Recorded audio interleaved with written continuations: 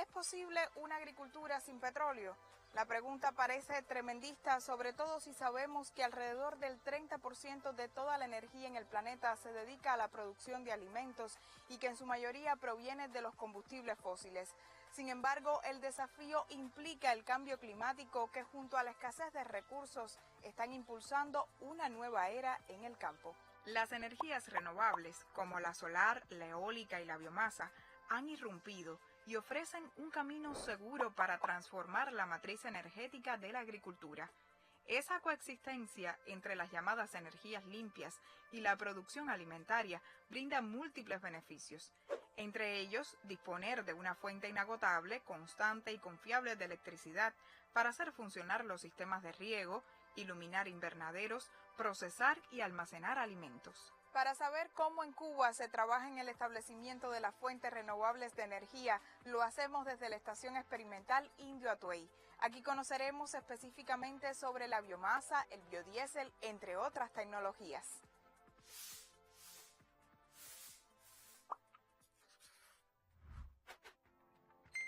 Cuando hablamos de fuentes renovables de energía en Cuba, no es usual hacer gran mención a la biomasa si se compara con otras como la solar mediante el empleo de paneles, por ejemplo. Sin embargo, y aunque la biomasa fue una de las energías más aprovechadas en la antigüedad, no es hasta los años 70 del siglo pasado que se comenzó a apreciar entre las opciones para el desarrollo sostenible frente a varios compuestos de origen fósil. Se trata de usar el material biológico para producir calor o electricidad, que puede provenir de animales o plantas, incluso de residuos orgánicos. La biomasa es un proceso natural en el cual las plantas, a través de la captura del CO2 y los nutrientes y el agua, forman un material a través de toda su vida. Tenemos diferentes tipos de biomasa. Tenemos biomasa que son forestales, sobre todo residuos de cosecha, de podas, en el cual el material lignocelulósico es el encargado de tener las propiedades tensas de la biomasa. Tenemos también otras plantas oleaginosas, en el cual la biomasa se forma a través de las semillas y tienen esa grasa que se usa con fines de alimento animal y también para producción de biocombustibles. La conversión de la biomasa en energía todavía es un proceso complejo, por eso resulta esencial la búsqueda de tecnologías más eficientes como los gasificadores o biodigestores. La biomasa con fines energéticos a través de la historia se ha usado con la quema directa y después también se ha utilizado hornos eficientes en el cual se ha ido aumentando la eficiencia de esa utilización. Sin embargo, en los últimos tiempos la gasificación es una alternativa también que es promisoria, puesto que nos da diferentes bondades. Por ejemplo, la cáscara de arroz puede ser utilizada para secar el arroz. No es necesario utilizar un combustible fósil para ese proceso, lo que hace que el ciclo sea más sostenible y evitar también grandes cantidades de residuos que se van provocando o desarrollando en ese propio molinado del grano del arroz. Después del proceso de gasificación, la biomasa la podemos usar con diferentes propósitos también, sobre todo incorporarla al suelo usando como transporte para determinados micronutrientes y macronutrientes y que sirva como fertilizante para las plantas y los diferentes cultivos. Los biodigestores, por su parte, son sistemas que permiten la descomposición de la materia orgánica, proceso a través del cual se genera biogás, fundamentalmente metano, con el cual se puede cocinar, calentar agua y producir energía eléctrica. También se obtienen fertilizantes naturales. El primer científico en observar el fenómeno fue Alessandro Volta en 1776, a quien se atribuye el hallazgo del metano. Luego, Louis Pasteur, en 1884, investigó sobre la producción de biogás a partir de residuos animales y propuso su empleo para iluminar las calles. Otro uso de la biomasa es la biomasa residual a través de la excreta de los cerdos y los animales, que esta puede ser usada para obtener también energía, sobre todo para el medio rural cubano. ¿Por qué? Porque es una energía que se puede usar local, pero que a su vez contribuye con el gasto energético a nivel nacional. Por ejemplo, si tuviéramos en cada finca o en cada entidad productiva que tuviera residuos que se pudieran aplicar de esta forma, pudiera contribuir entre un 40 a un 70% del ahorro energético, que contribuye grandemente a un bajo consumo de combustible que pudiera el país ahorrarse.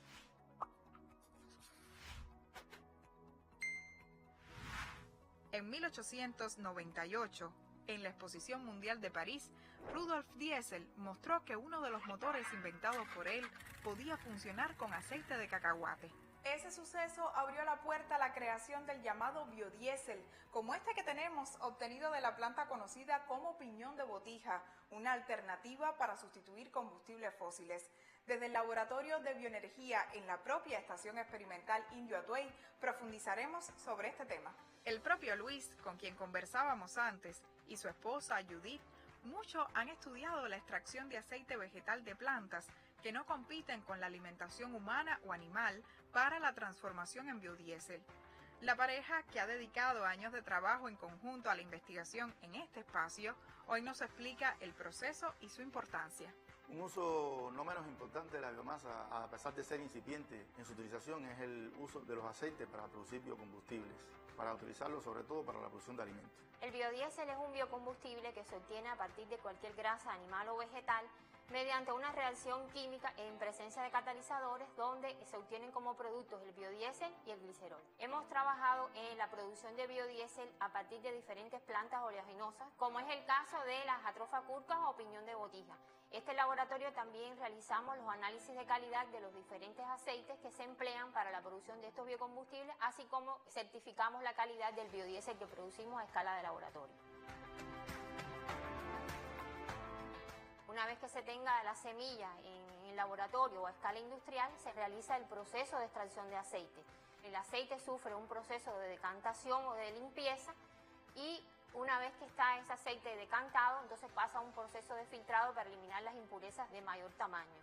Entonces pasarían a realizarse los análisis de calidad que necesita el aceite. Un aceite para producir biodiesel debe estar libre de humedad, quiere decir que el contenido de humedad debe ser muy bajo, debe tener un índice de acidez adecuado porque si no esto implica un mayor consumo de los catalizadores para que ocurra la reacción y debe tener una densidad también adecuada. Con estos parámetros ya determinados, entonces comienza el proceso de biodiesel. El aceite se calienta hasta una temperatura determinada, se prepara el metóxido, que no es más que la reacción de un alcohol con una álcali, y después se va añadiendo el aceite lentamente y ocurre el proceso de producción de biodiesel en 45 minutos a escala de laboratorio. Ya en el proceso industrial ocurre con mayores volúmenes, es un poco más extensa la reacción que ocurre. Ya una vez realizada esta reacción, entonces ocurre la separación de las dos fases. En la fase superior encontramos el biodiesel y en la parte inferior encontramos entonces el glicerol, que es uno de los productos que es de gran importancia en la industria farmacéutica y de los cosméticos. Estos estudios de laboratorio son importantes porque constituyen la garantía y la efectividad de la producción de biodiesel a escala industrial. La producción de biocombustibles sería una alternativa muy factible, fundamentalmente a escala local, porque permitiría entonces sustituir parte de ese combustible diésel que no tenemos con la ayuda de estos biocombustibles y que a escala local, a nivel de una finca, surtiría mucho efecto para la producción de alimentos.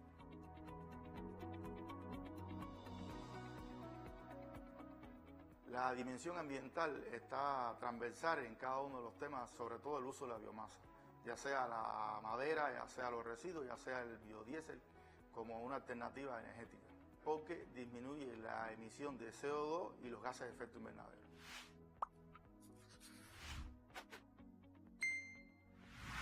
Potenciar los sistemas alimentarios también desde la eficiencia energética con el empleo de modelos sostenibles de desarrollo continúa siendo un desafío no solo para los investigadores, sino para quienes deben garantizar recursos y ejecutar las acciones planificadas en escenarios productivos como los que se aprecian en esta estación. En los últimos 15 años la Estación Experimental de Pasto y Forraje Indio Atuey ha transitado hacia el estudio de los sistemas agroenergéticos, que son la producción integrada de alimentos y energía en el medio rural para buscar soberanía alimentaria y seguridad energética, que es la base de la sostenibilidad de nuestros sistemas agropecuarios. Y así debemos seguir potenciando el desarrollo de tecnologías como el biogás, la gasificación de biomasa, también el biodiesel, los sistemas fotovoltaicos y otras fuentes que tributen a lograr un modelo de soberanía alimentaria con seguridad energética local. En los momentos actuales estamos trabajando en conjunto con el Ministerio de Energía y Minas en desarrollar un programa para sustituir la electricidad en el bombeo a la población y el riego. Estamos trabajando en la formulación de una hoja de ruta para el desarrollo del biogás en Cuba, tanto a pequeña escala, mediana y alta. Y además el empleo de energía solar fotovoltaica para bombeo de agua y riego a cultivos agrícolas. Esto permite contribuir a la transición energética a partir de fuentes renovables y eficiencia energética, tanto a escala local, a nivel de ministerios y grupos empresariales, como también a nivel nacional.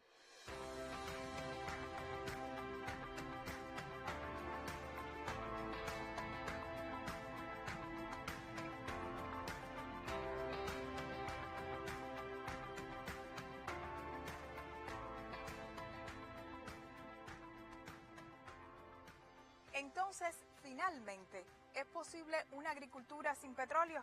La respuesta a esa pregunta aún no es definitiva, pero al adoptar modelos basados en fuentes renovables de energía, el sector agrícola se convierte en un actor clave para la protección del medio ambiente. La biomasa, el biodiesel, los biogeneradores no son palabras de moda, son muestras de nuestra capacidad para adaptarnos y lograr una agricultura más autosuficiente.